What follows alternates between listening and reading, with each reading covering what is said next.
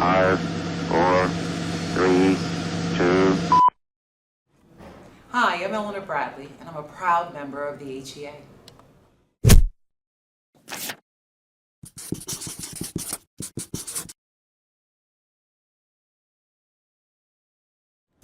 I was born in New York, down on the Lower East Side in Manhattan. I love that community because we were in an area called the Two Bridges area. We were between the Manhattan and Brooklyn bridges. Very diverse. We had Little Italy, in Chinatown. We had Knickerbocker Village, which was primarily Jewish Americans, and it was really great growing up down there. You know, I can remember games we played like kick the can, and we played Chinese jump rope, and did all kinds of fun things in the summer with a very diverse community of individuals. My dad was a police officer at a time when there were few, if any, African-American police officers.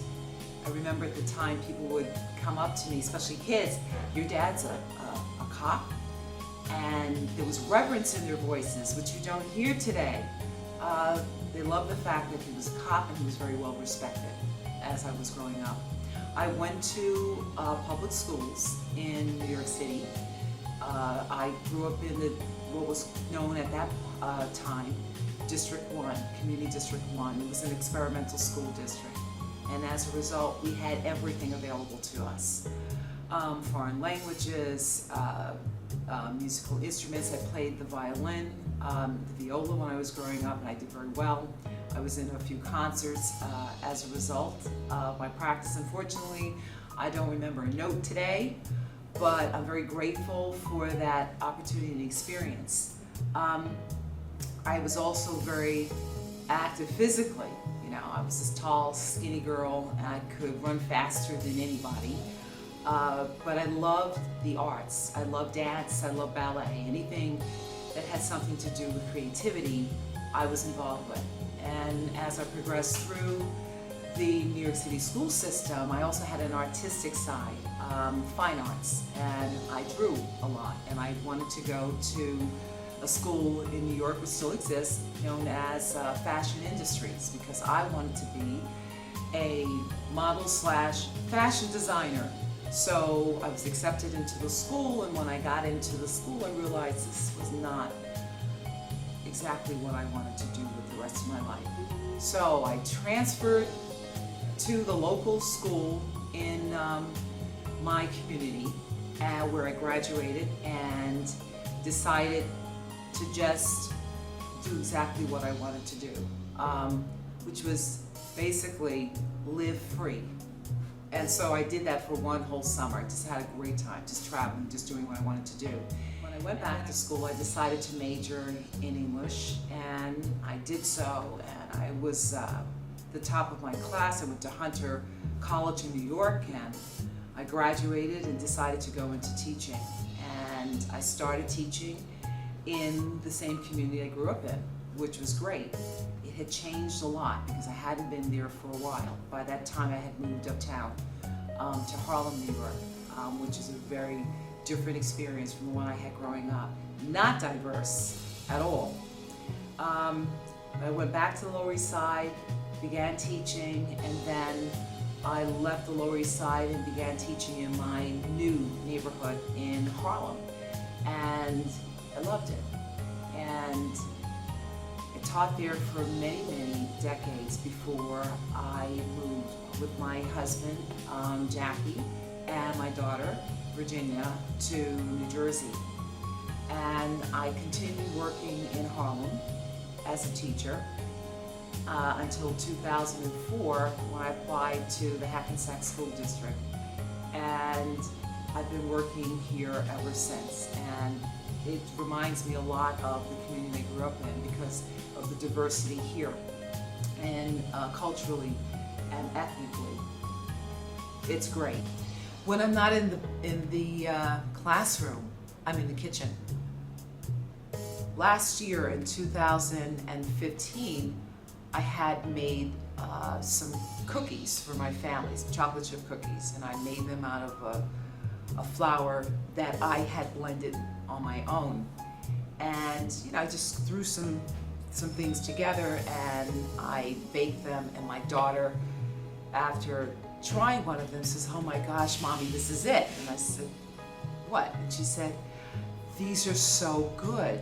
You can sell these." And I said, "Get out of here." And she said, "No, you can really sell these." So I started thinking about it. I wasn't doing anything, it was the summer. And I said, maybe I can. I actually was approaching the summer, school wasn't quite over. I think it was the beginning of June. And so I did some research. I talked to some friends of mine. Yeah, they knew of friends of theirs who started in farmers markets. Why don't you just try that route? So I did. I contacted the county of Bergen, and I had to go and get a license, and I had to take a food handler's course, and I have a kitchen that I lease in Hawthorne, New Jersey, and it's my home away from here. Then I started selling in farmers markets. My first farmers market was up in Rivervale, and Rivervale, unbeknownst to me, has a very large gluten-free clientele. You have a population of people who prefer not to eat gluten, or have children, if not themselves, who have allergies to gluten. They're just gluten intolerant. So that was good for me. We had the opportunity to go to Franklin Lakes, to a store called Market Basket. We brought samples, they tried the product. They asked us when we could bring our product. We brought it in, and it's been selling ever since. And from there, I approached King Supermarkets in Cresskill. The manager agreed to have us start selling the product in his store as well. And we spoke with the director of bakery, who tried the product and offered to allow us to sell there. And we will be selling in 2 more stores in the King Supermarket Corporation by the end of this month.